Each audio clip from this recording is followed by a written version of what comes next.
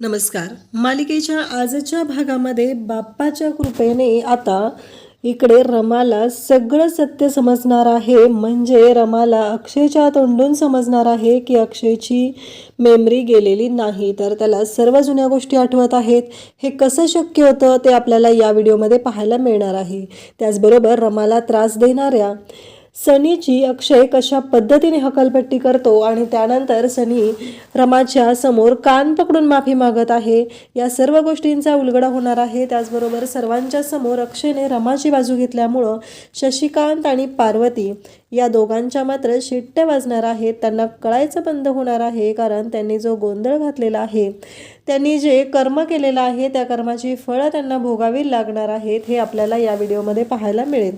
तर इकडे आता सनी म्हणत असतो की मी फक्त कुंकू लावत होतो, एवढं काय करत होतो. तेव्हा अक्षय म्हणतो तुला माहिती आहे ना रमाला या गोष्टी नको आहेत, तर तू प्लीज हे करत जाऊ नकोस. परंतु सनी म्हणतो की अरे माझी होणारी बायको आहे ना ती, मग असं का. तेव्हा अक्षय म्हणतो की अरे तू समजून घ्यायचा प्रयत्न कर ना, तिला नको आहे ना हे सगळं, मग तू का जबरदस्ती करतो. ती नाही म्हणून सांगत आहे ना तुला, मग तू तिला जबरदस्ती नाही केली पाहिजे असं अक्षय समजत असतो.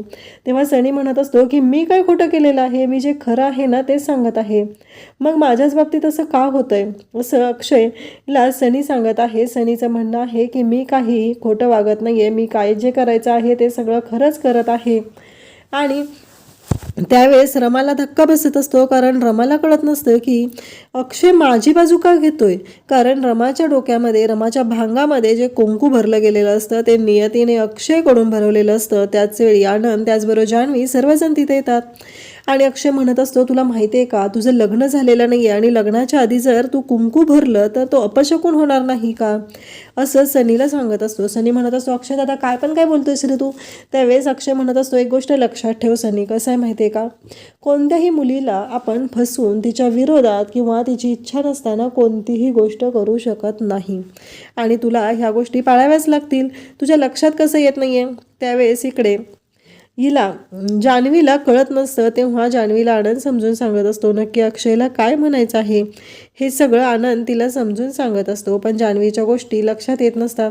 त्यावेळेस अक्षय म्हणतो की आता याच्याकडून चूक झालेली आहे, तर याने घराच्या बाहेर जायचं आहे असं अक्षय सांगू लागतो. त्यावेळेस सगळेजण तिथे असतात, सगळेजण पाहत असतात. सगळ्यांचं असं म्हणणं असतं की अक्षय असं नको बोलूस तू. पण इकडे सनी म्हणत असतो की अरे दादा असं काय करतोयस तू, मी जे खरं आहे तेच सांगत आहे ना, मला ती आवडते रे आणि माझं तिच्यावर लव झाले रे, माझं तिच्यावर प्रेम झाले रे, म्हणून तर मी सांगत आहे ना, असं तो सांगत आहे. आणि त्याचबरोबर इकडे रमाला तो म्हणत आहे की काही झालं तरी मला तुझ्यावर लव झालंय आणि मी तुला विसरू शकतच नाही. हे सगळं जेव्हा बोललं जात असतं तेव्हा इकडे रमा पण पाहत असते, पण आय्याजी म्हणत असतात की अक्षय हे चुकीचं आहे, तू प्रत्येकाला एक चान्स देतोस ना, एक चान्स डिझर्व करते ना प्रत्येक व्यक्ती, मग तू का असं करतोय सनीच्या बाबतीत, असं नको करू असं आय्याजी म्हणत असतात. पण जेव्हा रमाची वेळ येते तेव्हा मात्र आय्याजींच्या डोक्यात नाही येत की रमाला पण आपण एक चान्स दिला पाहिजे. बाहेरच्या व्यक्तींच्या बाबतीत त्या त्यांची काळजी घेत असतात, पण रमाच्या वेळ येते तेव्हा मात्र त्यांच्या डोक्यातही येत नाही की ही आपल्या अक्षयची बायको आहे. आत्ताही त्यांनी एवढं सगळं कारस्थान केलेलं आहे, एकदाही त्यांच्या डोक्यात आलेलं नाही की या सगळ्यामुळं रमाला किती त्रास होत आहे, रमाला या घरामध्ये मोलकरीण म्हणून राहावं लागत आहे. या कोणत्याही गोष्टींचा विचार त्यांनी केलेला नसतो. पण इकडे बाकीच्यांच्या बाबतीत मात्र त्यांना सगळं आठवत असतं. या गोष्टीचा अक्षयला राग येत असतो, पण अक्षय मात्र शांत असतो. अक्षय कोणतीच गोष्ट दाखवून देत नाही. इकडे आभ्याची अवस्था मात्र बिकट झालेली असते, कारण आरती सोडून गेली आणि आता रेवाशी लग्न झालेलं असून पण रेवाने धोका दिलेला आहे. या गोष्टीचा आभ्याला त्रास होत असतो आणि आभ्या टेरेसवर दारू पीत बसलेला असतो आणि त्याच वेळी तिथे रमाकांत जातो आणि रमाकांत म्हणतो की काय झालंय रे.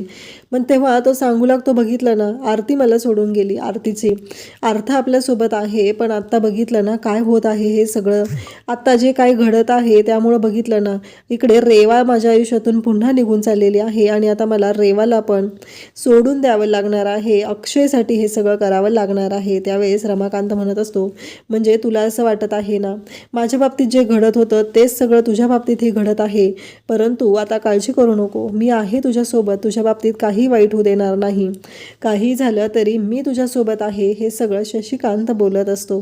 शशिकांतचं असं म्हणणं असतं की मी आत्ता तुझ्यासोबत आहे ना, त्यामुळं तुला कोणत्याही गोष्टीची काळजी करायची गरज नाही. तो आभ्याला समजत असतो. आभ्या मात्र ऐकायला तयार नसतो. आभ्या दारू पित असतो. आभ्याला फक्त एकच कळत नसतं की नक्की काय घडतंय माझ्या आयुष्यात असं का होतंय. आभ्याच्या डोक्यात ही गोष्ट मात्र येत नाही की काहीही झालं तरी आत्ता रमाच्या बाबतीत किती वाईट घडतंय. रमाच्या बाबतीत इतकं वाईट आहे की अक्षयवर तिचं जीवापाड प्रेम आहे आणि अक्षय तिला त्याची बायको मानत नाही. ह्या गोष्टीचा रमाला किती त्रास होत असेल या गोष्टीचा विचार आभ्याच्या डोक्यात जरासाही येत नाही. त्याला जराही वाटत नाही आहे की आपण रमाचा पण विचार केला पाहिजे. जी म्हणत असतात की अक्षय एक चान्स तर तो डिझर्व करतो, मला असं वाटतंय की तू त्याला एक चान्स दिला पाहिजे. परंतु इकडे अक्षय म्हणत असतो की नाही, कारण आत्ताच्या आत्ता त्याने घराच्या बाहेर जायचं आहे, रमाची माफी मागायची आहे. कारण एक गोष्ट लक्षात ठेवा, आपल्या घरातल्या कुठल्याही मुलीवरती एखादा मुलगाशी जबरदस्ती करत असेल तर ते चालणार नाही.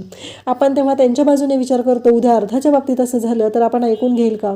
पण आता रमा ही आपल्या घरची कामवाली मावशी आहे, म्हणून काय झालं, कामवाली मावशी असली म्हणून तिनंही तो चान्स डिझर्व करतेच ना. मग तिच्या बाबतीत आपण असं का करत आहे, तिला का आपण ती संधी देत नाहीये, तिला का समजून घेत नाहीये, हे सगळं अक्षय बोलत असतो. आणि अक्षय म्हणत असतो की नाही, कामवाली मावशी असली तरीही हे सगळं आपण तिला तिच्या बाजूने विचार करून ह्या सगळ्या गोष्टी ठरवल्या पाहिजेत असं अक्षय सांगत असतो. त्यानंतर इकडे आपल्याला पाहायला मिळतं की इकडे शशिकांतला मात्र कळायचं बंद झालेलं असतं. त्याला कळतच नसतं की नक्की काय झालेलं आहे. आणि त्याचबरोबर इकडे अक्षय म्हणत असतो की काही ऐकून घेणार नाही आहे, तो चुकीचा वागत आहे.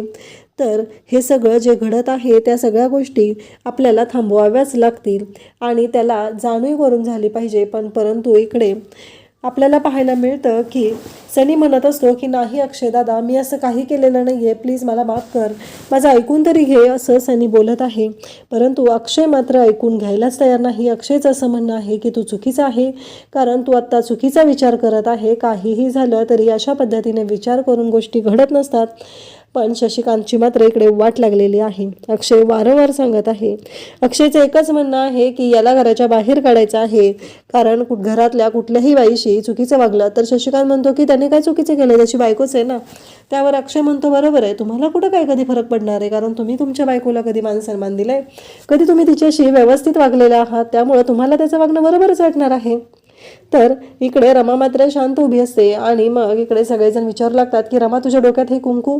त्यावेळेस लगेचच सनी म्हणू लागतो की काही झालं तरी ते डोक्यातलं कुंकू जे आहे ते माझ्यामुळं पडलेलं नाही आहे, जर ते माझ्यामुळं पडलं असतं तर तिनं गप्प बसली असती का. रमा राणीने किती गोंधळ घातला असता हे तुम्हाला सगळ्यांना माहितीच आहे. पण हे सगळं अक्षयदादाकडून झालेलं आहे. मला एक कळत नाही आहे, मला असं का वाटतंय की मी कोणाच्या तरी मध्ये येतोय, माझ्यामुळं कोणाचं तरी अडचण होत आहे. तेव्हा पार्वती आणि त्याचबरोबर शशिकांत म्हणू लागतात की नाही रे, तू कोणाच्याही मध्ये येत नाही आहे, तुझ्यामुळं कोणालाही कसलाही प्रॉब्लेम होत नाही आहे, तू नको काळजी करू, सगळं जे काय होत आहे ते व्यवस्थित होत आहे, तू कसलाही कोणाचाही विचार करू नको, हे सगळं बोललं जात असतं. परंतु इकडे सनीला मात्र आता शंका आलेली आहे की आपल्या सगळ्यांना इथे आपल्याला फसवलं तर जात नाही आहे ना, आपल्याला दाखवलं एक जात आहे आणि घडतं एक, असं तर होत नाही आहे ना, असं सनीला वाटत आहे. सनीचं म्हणणं आहे की नक्कीच असं काहीतरी गोंधळ घडत आहे ज्याच्यामुळे हे सगळं होत आहे. अक्षय मात्र रमाकडे पाहत असतो. इकडे रमाकांत अभ्याला समजवत असतो की अभि, आता या सगळ्यातून बाहेर पडायचं आहे तुला अर्थासाठी, कारण माझ्या बाबतीत आईनं जे केलेलं होतं, दोंधुजेपणा केलेला होता, ते सगळं तुझ्या बाबतीतही होत आहे, मला माहिती आहे. पण अर्थासाठी आपल्याला या सगळ्यातून बाहेर पडायचं आहे, अर्थासाठी या सगळ्याचा आपल्याला विचार करायचा आहे, असं म्हणत रमाकांत अभिला समजत आहे. अभिला सांगत आहे की आत्ता या सगळ्या गोष्टी ज्या आहेत त्या सगळ्या व्यवस्थित होणार आहेत, फक्त तुला विचार केला पाहिजे आणि तुला खंबीरपणे उभं राहिलं पाहिजे. आत्ता मान्य आहे मला अक्षयच्या बाबतीत जे काही घडत आहे आणि तुला झुकतं माप दिलं जात आहे, पण अक्षयची मनस्थिती पण ठीक नाही, त्याच्यामुळे ह्या सगळ्या गोष्टी घडत आहेत. त्यामुळं त्या गोष्टींचा थोडा विचार कर आणि आपल्याला पुढं काय करता येईल याचा विचार कर, असं म्हणत ते अभ्याला समजत आहेत. अभ्याच्या हातातून त्यांनी दारूची बॉटल घेतलेली आहे. अभ्याला सांगत आहेत की तू दारू पिऊ नकोस. आणि त्याचबरोबर अभि मात्र आता रडत आहे. त्याने रमाकांतला मिठी मारलेली आहे आणि ढसाढसा रडायला सुरुवात केलेली आहे. तो मन मोकळं करत आहे, पण रमाच्या बाबतीत तीही गोष्ट घडत नाही आहे. रमाने कोणाला सांगायचं, रमाने कोणाच्या समोर आपलं दुःख सांगायचं, मन मोकळं करायचं ही गोष्ट तिला कळतच नाहीये. तिच्या बाबतीत जे काही घडत आहे त्या सगळ्याचा त्रास तिला भोगावा लागत आहे, तिला ह्या गोष्टी सहन कराव्या लागत आहे. हे सगळं जेव्हा घडत असतं आणि त्यानंतर रमा रूममध्ये येते, ती आवरते, फ्रेश होते, साडी चेंज करते आणि ती थांबलेली असते. त्यानंतर आपल्याला पाहायला मिळतं की ती म्हणत असते की हे सगळं काय होतंय. अक्षयच्या नावाचं मंगळसूत्र हातात घेतलेलं असतं. ती म्हणत असते की त्यांना थोडं थोडं आठवतंय का. ती विचार करू लागलेली असते की हे सगळं कशामुळं होतंय, अक्षयला नक्की काय प्रॉब्लेम आहे.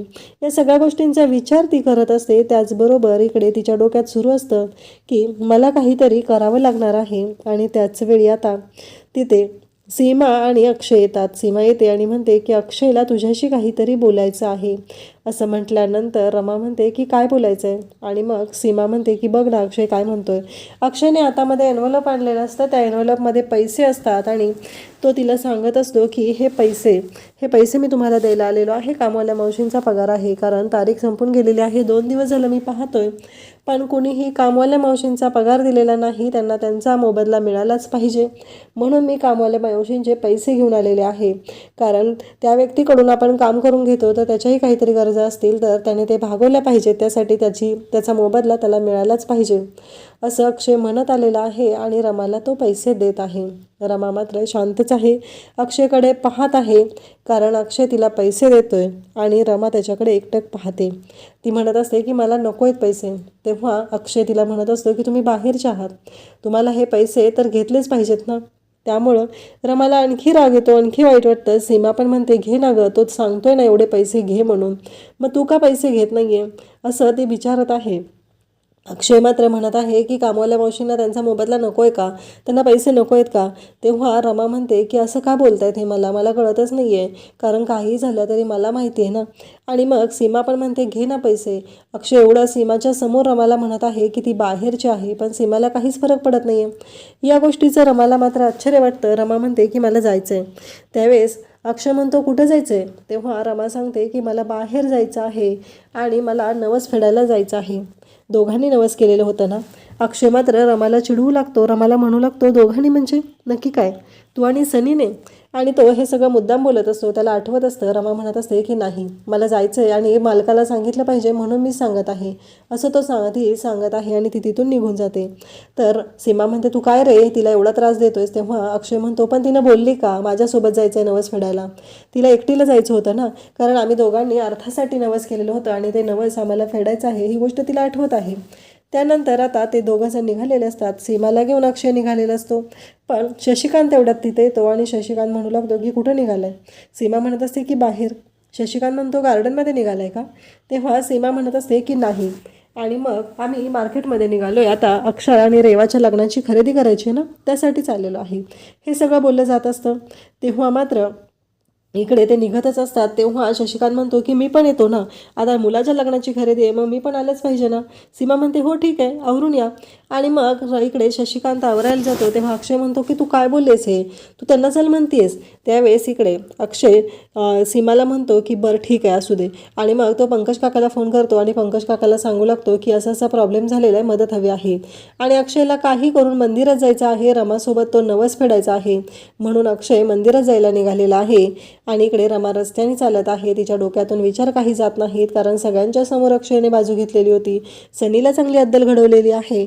आणि त्यानंतर अक्षय तिला पगार आणून देतो आणि म्हणतो की बाहेरचे आहे ना, तुम्ही बाहेरच्या लोकांना घरात जास्त आपलंसं करून घेता, म्हणून बघितलं ना त्यांना पगार घेणंही अवघड जात आहे.